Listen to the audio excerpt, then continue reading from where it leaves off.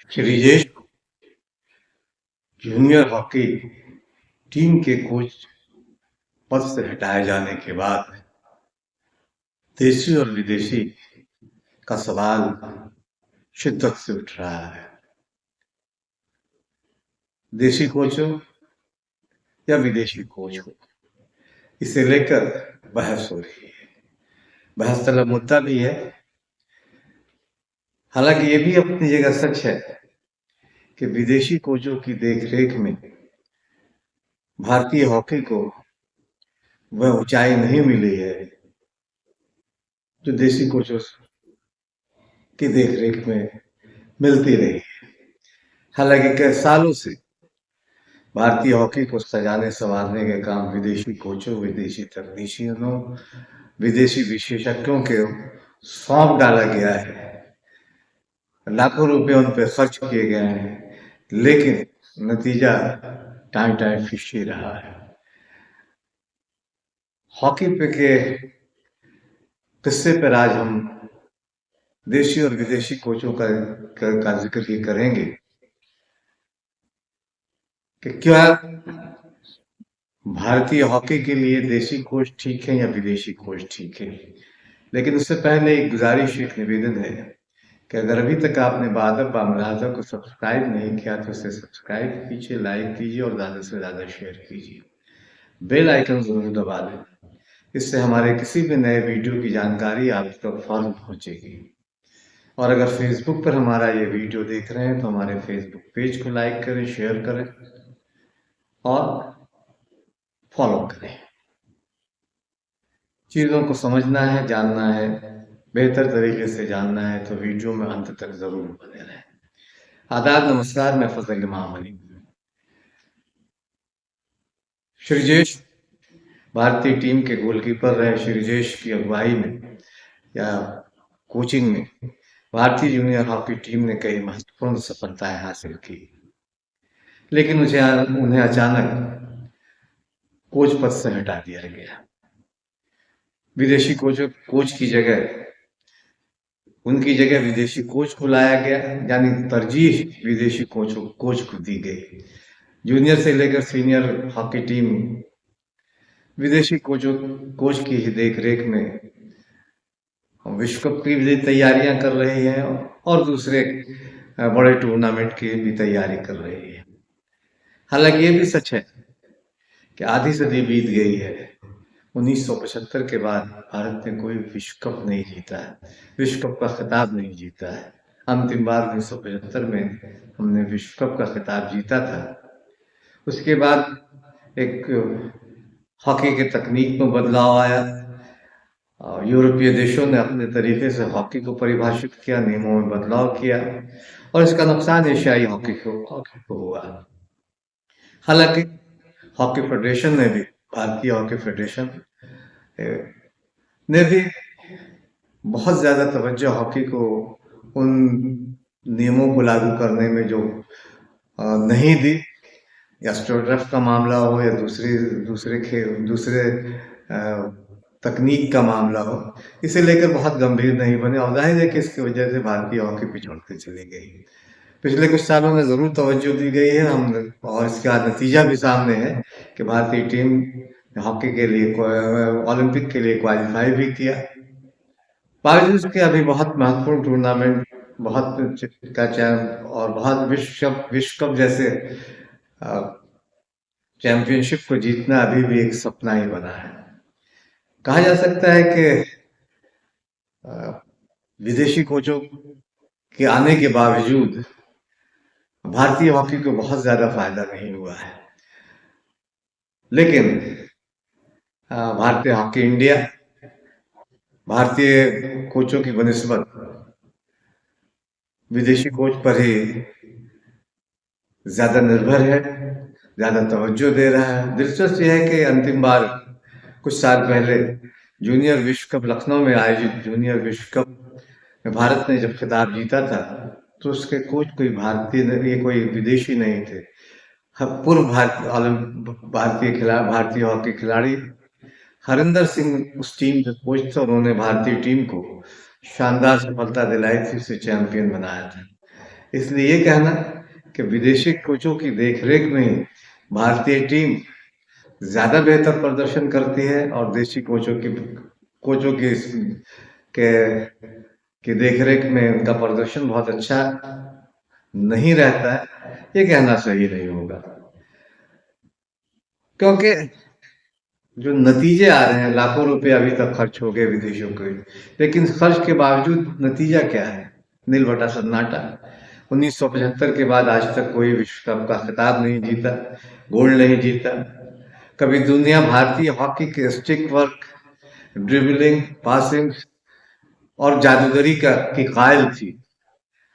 भारतीय हॉकी दुनिया भर में अपना दबदबा बनाए हुए थी, लेकिन फिर यूरोपीय हॉकी ने अपना दबदबा बनाया। नियम, हाँ ये सही है कि नियमों में बदलाव किया, अपने फायदे के लिए कई तरह के नियम बदले जो भारतीय हॉकी को रास नहीं आई, और जिसकी वजह से भारतीय हॉकी पिछड़ती चली गई।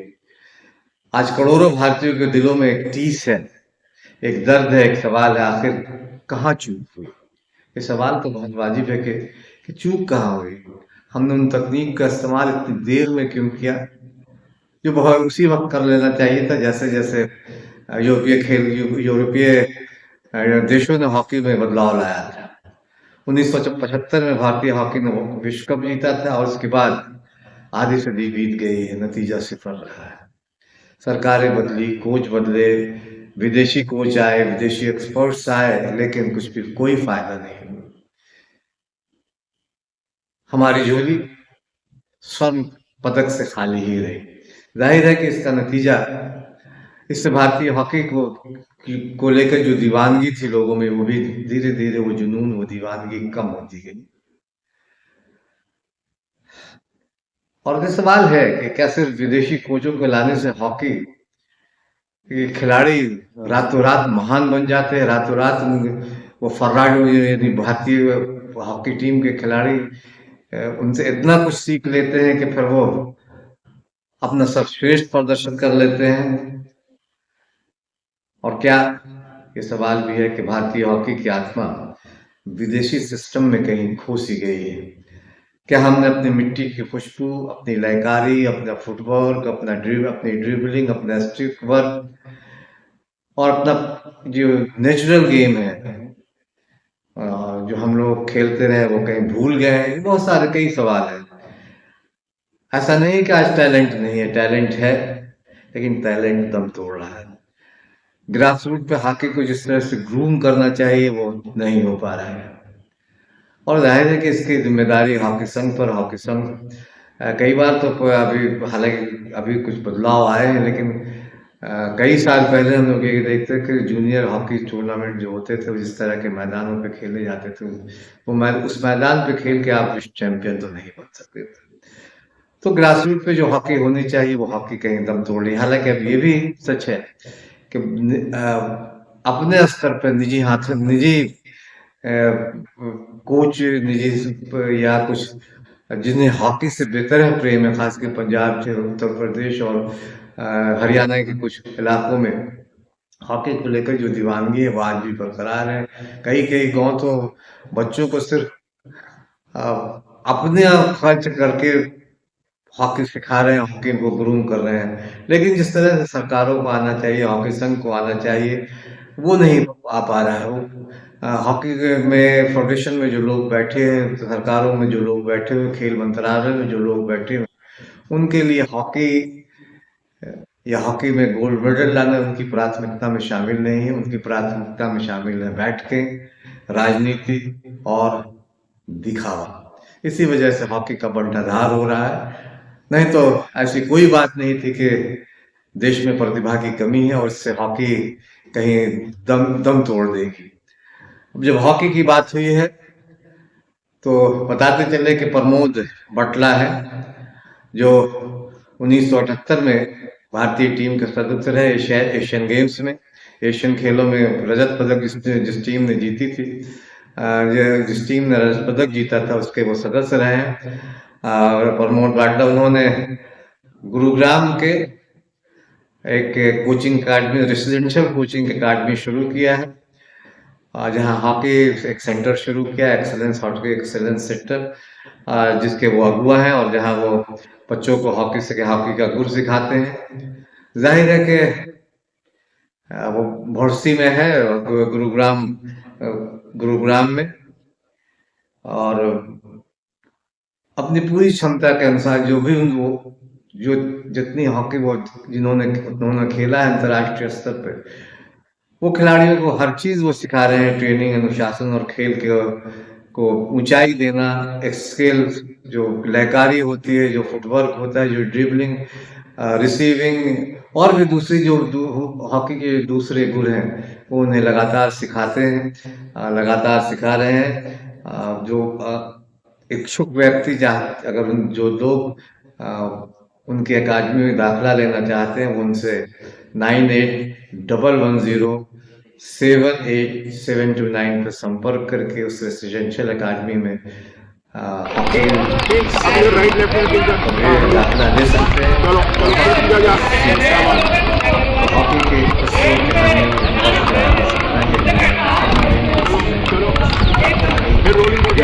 के साथ हम फिर एक बार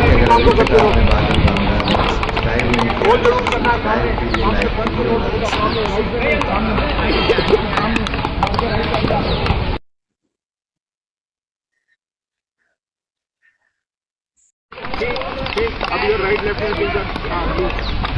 चलो सीधा जा।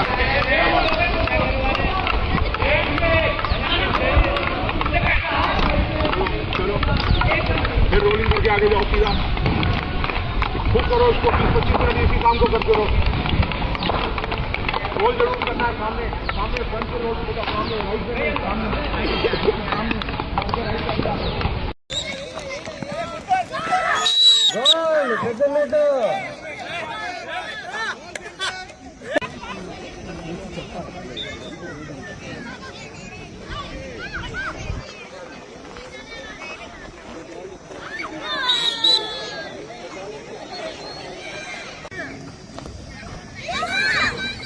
పరిగెత్తలా పాండ్య ఈ కోట్లో పోతాను బాల్ నువ్వే Daniel team versus Mudasir Daniel team versus Mudasir second కోర్ట్లో జరుగుతుంది ఒక నెక్స్ట్ 5 minutes లో సో అంతా ప్లీజ్ కొట్టాడు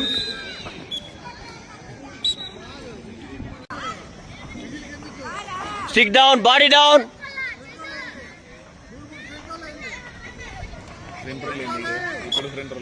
ఎందుకు